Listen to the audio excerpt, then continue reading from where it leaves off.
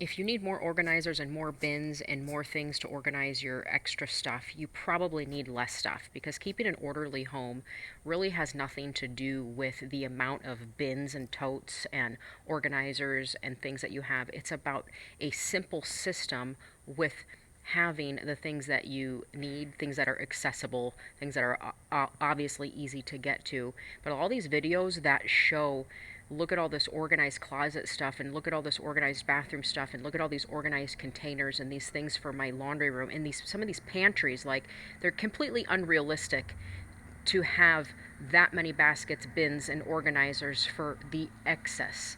That's when it becomes, like, for me, when I'm scrolling and I see this, you know what I'm talking about, the videos where it's just like click, click, click, click, click, like everything is like, made to pull you in to say, look at this, look at all of these hangers, and look at this system that I've created, and look at this laundry room and this closet. Now, having an organized home is different than organizing your indulgence in things, and then thinking, oh, I'm winning somehow because I'm organizing all of this extra stuff.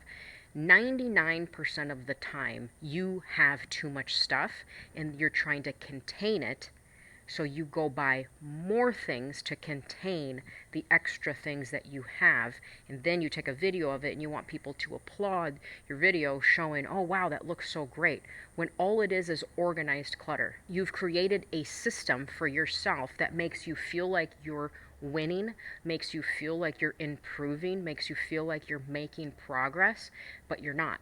The reality is you're not making progress. You're shifting things from one area to the next. An organized closet may look prettier, it may feel better when you walk in it. Of course, like, an orderly environment feels better when you walk in it, but it's still showcasing the same habits and patterns if you don't change what got you in that. And on top of it, you're spending more money to organize. Acrylic organizers are pretty expensive. Wooden ones, baskets are could be $100 a piece.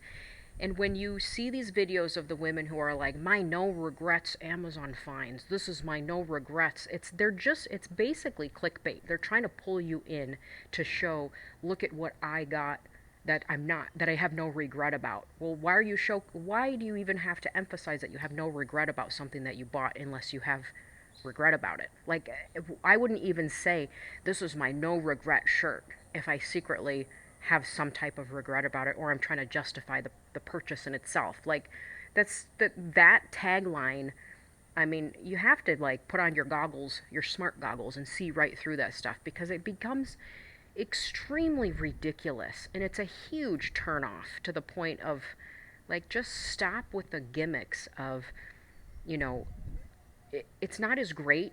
These people's lives are not as great as what you think. If they were to show the truth, they would say, I'm overstressed, I'm overweight, and my house is obese and cluttered. I have lots of anxiety because I have too much stuff and I have nowhere to put it, but I keep this race up because people like it. Like, that would be the truth of what they're actually living. None of these women, I would say probably not 99% of them, um, are just doing it for show. They're just doing it to gain likes and gain more money or whatever. Half of the stuff they probably return, and they're probably living way above what they actually make. They're probably in huge debt, and they're overloading themselves thinking that this is somehow creating a life that they want, and one day they're going to wake up and realize they're not creating a life that they want. They're just creating more problems that they need to get to in the future. They're creating a system where they now have to work to pay off the debt. They're now making decisions that they're going to have to deal with later in the future. These decisions are going to come. Like, sometimes we think tomorrow's not going to come, or, well, we justify. You'll see people justifying the purchases, or justifying the outrageous spending, or justifying, like, the organizers. You may think that's a small problem, but again, you just probably have too much, and you've gotten so used to having so much that you think that if you buy that Stanley Cup holder for your 10 or 12 Stanley Cups, now it's justified. That holder was a great deal because now you're taking care of all of these different cups that you're collecting or whatever. And then you're magnetizing the cup holder to the side of your fridge so you can see it every day. It's clunky. This is clunky clutter. Most of these houses are clunky, unappealing, suffocated, and the women often reflect what their house looks like. And if they don't look it, they feel it. It's just this overloaded, heavy, clunky way of life that, if you're looking for freedom, that is not the way. There is no freedom in being in debt. There is no freedom in living in a house that is so overloaded with bad decisions, and everywhere you look, you're reminded of a bad decision. You're reminded of an impulse buy. You're reminded of a good deal. You're reminded of an overloaded closet that you have to get to. You're reminded of your past that you didn't, loose ends that need to be. There's no freedom in that. Like, you gotta get going. You gotta take control over these things. And so let's back up. Organizing your home and keeping an orderly home is necessary for flow. You can't have, in a disordered home or disordered life and expect a peaceful flow in your life. That's a given. But organizing the impulse and the excess and the unnecessary things, that's different. Those are two different things, because one comes from being in control, one comes from having self-control and discipline, and the other one comes from trying to fix bad decisions by making more bad decisions. It's you're trying to justify the bad decision by making it look better instead, but then you continue going in it over and over and over. And this is why I'll never understand why people pay for storage bins to store stuff. Or in my garage used to be like a storage bin. We couldn't park our car in it because I was storing stuff. It's like you become one with your past decisions, and then you can't let go because you have guilt for the money that you spent. So it becomes harder to let go. And that's when you buy the organizers or the bins, the Costco bins or the Container Store bins, or everybody's like, oh, I got this on Amazon. Amazon's not that cheap. I mean, I get stuff on Amazon all the time, necessities, household things, things that we need, but not nearly as much as I used to when I was chasing those trends going, oh, this was a great Amazon find. I, when you add up those great Amazon finds, you're spending thousands of dollars. You think you're spending a little bit, but you're actually blowing money on meaningless junk, which leads to more clutter, which leads to more things that you have to take care of. And it is a mindset shift. All of this is a behavioral pattern, something that's triggering you to say, oh, I need that.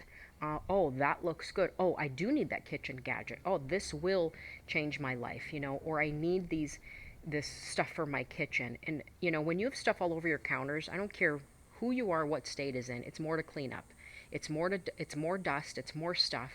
And if you want to spend your life just shuffling things around and shifting things around, then that's obviously your prerogative. But these videos are for the women that are like, no, I need a wake-up call because 90% of the women online are pushing me to be my lower self. They're pushing me to indulge more in junk and things that I'm going to regret later.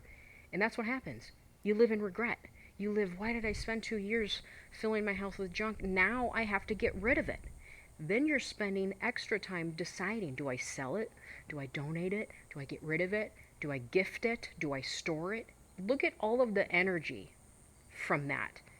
The difference is when you buy something that you actually love, that you've actually waited for, there's no energy going into, should I get rid of that? Should I keep that? Do I love it? Because you made a mindful, my son calls it a modern mindful decision instead of impulse. Because he's learning, he's got a closet full of things that he got, which was for his YouTube channel, but nevertheless, a lot of it was impulse. And now he's realizing maybe half of this I could have not got, and I would have had the space and we would have had the money. Yeah, it's a lesson to learn, because now you're stuck with, what is it worth? Should I sell it? Do I give it?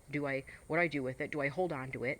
And every time he opens his closet, it's a reminder of all of this stuff that we got before. Now he's going through that process, and I'm letting him go through that process so he learns. And he has gifted some of it, and he has sold some of it. But he mindfully now makes the decision on what to do, and now he's spending a lot of energy deciding what to do with these things that were impulse buys before. You can get this lesson and realize you're in control, and what you do now, you're going to have to deal with in 3 to 6 months. What you eat now is going to manifest in your body later. Your lack of exercise will catch up to you. All of the binge watching and binge eating will catch up. The drinking, even occasionally on the weekends, will catch up.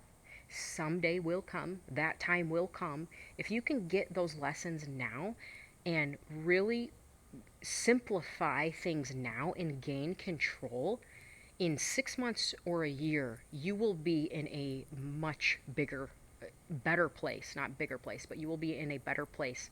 And it may not look like you're making progress on the outside. Like we downsized, and it may not look, oh, like you're not in a glamorous place as you were. No, because I'm shifting my focus now that I've gotten a lot of the other things under control. I'm shifting my focus to really, really get get things in order. Like going all in means that you make the decisions that are going to uh, be aligned with that big goal. What's the big goal? For me, it's a simplified life of freedom, which means I don't want any debt. I don't want a house right now, I don't want a mortgage right now, and I don't want a car right now. So I've been willing to give up those things in order to say, I want zero. I want to owe zero to nobody, to nothing. So I can freely make decisions that are not prompted from either being under someone's foot, owing somebody, or just not thinking clear. I want to think clear, have discernment, and so my decisions now have to align with that. And so that brings me to how you live in your day to day house and not getting wrapped up in these women that showcase that they have the perfect home and perfect life, and their home is just filled with stuff. And if they keep pushing, it's a great deal, it's this, it's that. Who cares if it's a great deal? What's a great deal? What's a great deal?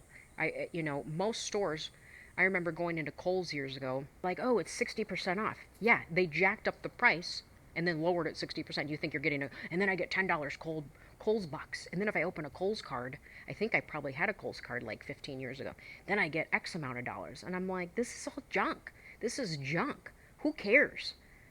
Really, who cares? And women going crazy over, oh my gosh, it's so great. Look at that. It's junk. It's all junk. It makes me so mad because I'm just like, this is garbage. It's all junk. It's not even made well. It's not even good materials. Anyways, don't trade your life for junk. And don't get so wrapped up in thinking that you need more bins. When you get to the point where you actually have empty bins and empty cabinets, you're going to be like, man, I don't need these bins because I don't have stuff to fill them. And that's the point I'm at. I am now unloading empty bins and giving them away to people who are in the beginning of this process or haven't started it, because I don't need them anymore. They're empty. I'm like, there's nothing in them, and I don't need to fill them. And that's a great place to be, because now you're literally releasing. It's a spiritual process. It's a physical process. It's a spiritual process wrapped up in a physical one, because now you are transforming your mind and you're transforming your behavioral patterns, and you are growing and developing as you go through this process. It is a transformative process, and it will give you freedom.